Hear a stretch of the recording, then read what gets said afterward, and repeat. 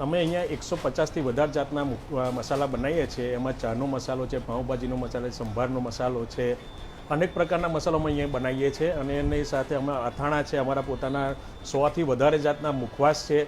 અમે ઘર ઉદ્યોગની બનાવેલી પાપડી છે, વડીઓ છે અને કાતરી છે બટાકાની ને એ બધી પ્રોડક્ટ અમે અહીંયા અમારું જાતે અમે સમગ્ર ચરોતરમાં મસાલા માટે ફેમસ એટલે ભાવેશ મસાલાની અંદર લઈને આવ્યો છું, જે 40 વર્ષથી જૂનાને જાણીતા કહેવામાં આવે છે.